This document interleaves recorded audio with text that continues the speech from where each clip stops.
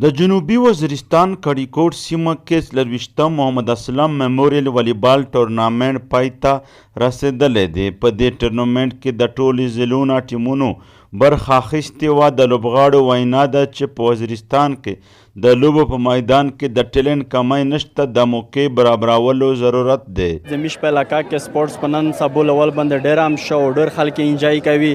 که ګورنمنټ ته دغه خلکو سره هیلپ وکړو، په دغه باندې سټیډیم جوړه شي چې د کې ما تماشا یې نستادو دا د دغه خلکو د پوره ډېر خواهشمند اقدام می چې کوم ګورنمنټ د دغه ټورنمنټ 24 ټورنمنټ چې شي خو میږي چې نشکې نه منه ګوندي او د میږي کې ام پی ای د میږي نه دغه نه لږه ګلا هشته چې تقریبا 25-26 سال نه دا ټورنمنټ شي.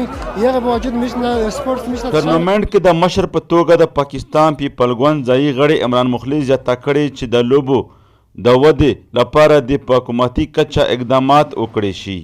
کریکوټ خلق پر امن خالتای او دیتا فیسیلیټیټ کو او یو د والیبال یو سټیډیم جوړا کو نو دغه سره علاقہ کې گیدرینګ کیږي او یو بل ملاب کیږي نو دا په علاقہ کې یو ښه میسج دی د امن او بچیون د نزدکاوي چې کمپټیشن میش کړای شي. یادونه ورده چې دا والیبال دغه ټورنمنټ هر کال د ځای خلکو په مرسته په کړیکوټ ښار کې کیږي چې د سیمې خلک ترې خوند اخلي. لوبغاړو وویل چې د لوبو میدانونه نشتوالی دی د دې لوبو ته ودې ورکولو لپاره د په خصوصي توګه ګامونه پورته کړي شي.